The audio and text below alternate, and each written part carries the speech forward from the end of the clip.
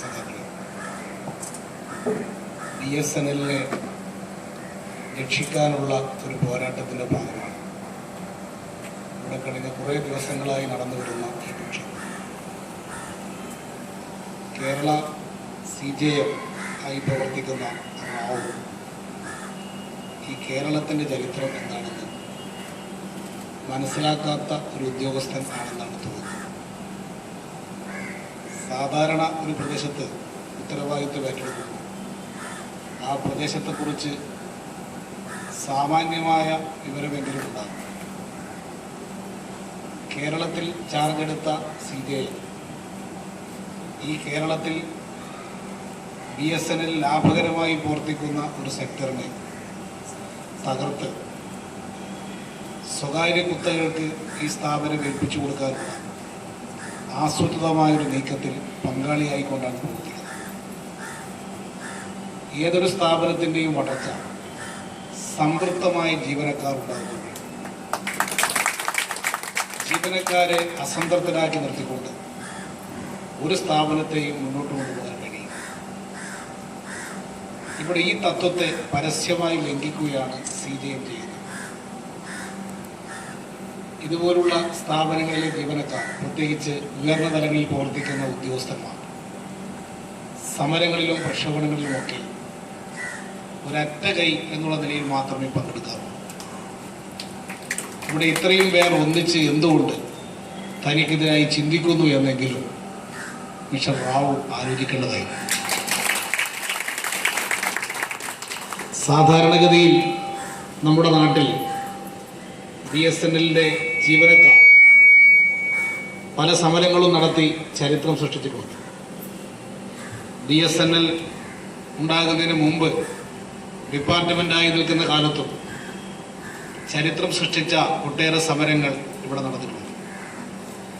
എന്നാൽ ആ കാലത്തൊന്നും ഓഫീസർ സ്ഥലത്തിലുള്ളവർ ഇതുപോലെ സംഘടിതമായി രംഗത്ത് വന്നിട്ടുണ്ടോ എന്നെനിക്ക് സംശയിക്കുന്നു.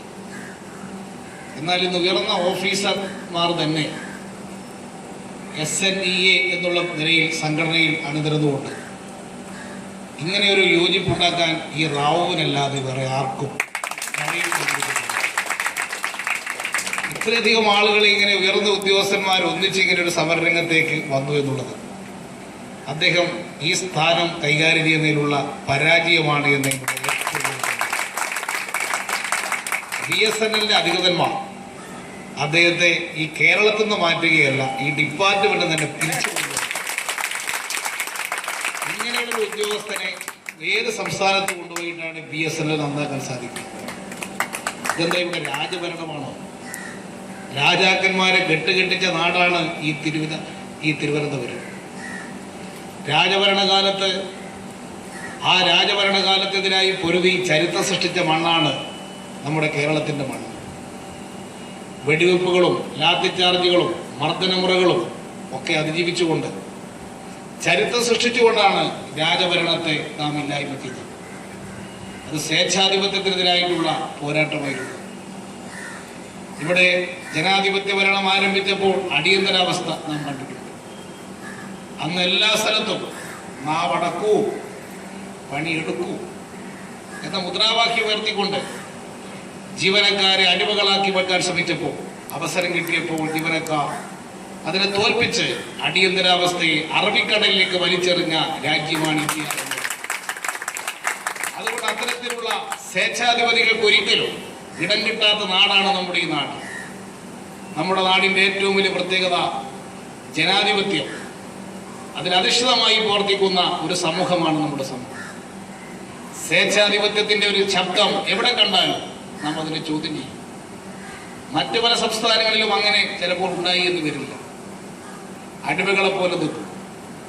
അവരൊക്കെ പറയും ഞങ്ങൾ പറയുന്നതാണ് നിയമം എന്ന് പറയും. ഈ കേരളത്തിൽ നടക്കില്ല എന്ന് മിസ്റ്റർ റാവു പറഞ്ഞു. മറ്റു പല സംസ്ഥാനങ്ങളിലും ഇവിടെ വന്ന് ജോലി ചെയ്യുന്ന പല ആളുകളും IAS-കാരും IPS-കാരുമായിട്ടൊക്കെ എനിക്ക് ബന്ധപ്പെടാനുള്ള അവസരങ്ങൾ കിട്ടിയപ്പോൾ അവരൊക്കെ പറഞ്ഞിട്ടുണ്ട്, സർ ഞങ്ങളുടെ നാട്ടിലൊക്കെ IAS-കാരനെന്ന് പറഞ്ഞാൽ എന്തും ചെയ്യാം, ഒരു IPS-കാരനെന്ന് പറഞ്ഞാൽ എന്തും ചെയ്യാം. അതാണ് ഞങ്ങളുടെ നാട്ടിലൊക്കെ സ്ഥിതി. ഇവിടെ വന്നു നോക്കുമ്പോഴത്തേന് വ്യത്യസ്തമാണ്. ഞങ്ങളും മാറി എന്നിവിടെ വന്ന ഓഫീസർമാർ ഞങ്ങളെയൊക്കെ മാറ്റിയത് ഈ കേരളീയ സമൂഹമാണ് എന്നാണ് മറ്റ് സംസ്ഥാനങ്ങളിൽ ഇവിടെ വന്ന IAS IPS ഓഫീസർമാർ പറഞ്ഞത്. അതിന് വിധേയമല്ലാത്ത അപൂർവം ആളുകൾ ഉണ്ടായ ഈ കേരളത്തിൽ അവരെ ഈ കേരളം എന്താണെന്ന് പഠിപ്പിച്ച് ഈ നാട് കടത്തിയ സംസ്ഥാനമാണ് ഈ കേരളം. അതുകൊണ്ട് ഈ നടപടികളെല്ലാം അവസാനിപ്പിക്കണം. പ്രതികാര നടപടികളൊക്കെ നിർത്തണം. ജീവനക്കാർ സഹോദരന്മാരായി കരുതി ഈ സ്ഥാപനത്തെ മുന്നോട്ട് നടത്താനുള്ള ഉത്തരവാദിത്വം CJMൽ നിക്ഷിപ്തമായിട്ടുള്ളതാണ്.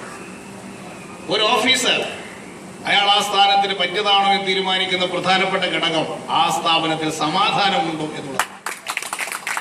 ഇവിടെ ഒരു അസ്വസ്ഥജനകമായ അന്തരീക്ഷം എപ്പോഴെങ്കിലും ഉണ്ടായിട്ടുണ്ട്. ഈ രാപ്പകൽ സമരം ഇതൊക്കെ സാധാരണഗതിയിൽ ആൾ നടത്തുന്നതാണ്. ഈ ബോർഡ് രാപ്പകൽ സമരം എന്ന് വായിക്കാൻ എളുപ്പമാണ്, പക്ഷെ സമരം അത്ര എളുപ്പമുള്ള കാര്യമല്ല. അങ്ങനെ ഒരു സമരം ഏറ്റെടുത്ത് ഇവിടെ രാപ്പകൽ സമരത്തിന് വേണ്ടി ആളുകൾ മുന്നോട്ട് വന്നു എന്നുള്ളത് തന്നെ ഈ മേഖലയിൽ എത്ര സങ്കീർണമാണ് പ്രശ്നം എന്നതിന് തെളിവാണ്. അതുകൊണ്ടാണ് ഉന്നതതലത്തിൽ ഇടപെട്ട് കേന്ദ്ര ഗവൺമെന്റ് തന്നെ ഇടപെട്ട് ഈ പ്രശ്നത്തിൽ അടിയന്തരമായിട്ടുള്ള പരിഹാരം കാണണം. ഇദ്ദേഹത്തെ ഉടനെ ഈ കേരളത്തിൽ സ്ഥലം മാറ്റണം. അതോടൊപ്പം തന്നെ ഇയാളുടെ എല്ലാ പ്രവർത്തനങ്ങളും പരിശോധിച്ചുകൊണ്ട് ഈ സ്ഥാപനത്തിന് തന്നെ പറ്റിയ ആളല്ല എന്ന് പറഞ്ഞ് വേറെ ഏതെങ്കിലും സ്വകാര്യ സ്ഥാപനത്തിൽ അദ്ദേഹത്തെ വിട്ടുകൊടുക്കുക. അദ്ദേഹത്തിന് എനിക്ക് നേരിട്ട് അറിയില്ല, കാര്യപ്രാപ്തി എന്താണെന്ന് അറിയില്ല. ഇതുപോലുള്ള ആളുകളൊക്കെ ബഹുരാഷ്ട്ര കുത്തക സ്ഥാപനത്തിൽ പറ്റും.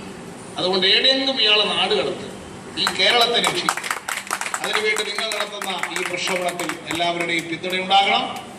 ജീവനക്കാർ ഒന്നിച്ചു നിൽക്കണം. അതോടൊപ്പം തന്നെ മറ്റ് ബഹുജന പ്രസ്ഥാനങ്ങളെ സമീപിച്ചുകൊണ്ട് അവരുടെ എല്ലാ പിന്തുണയോടുകൂടി ഈ സമരം വിജയത്തിലേക്ക് എത്തട്ടെ. അതിനുവേണ്ടി നിങ്ങൾ ഉറച്ചു നിൽക്കണം എന്ന് സൂചിപ്പിച്ചുകൊണ്ട് നിങ്ങളെ അഭിവാദ്യം ചെയ്തുകൊണ്ട് ഞാൻ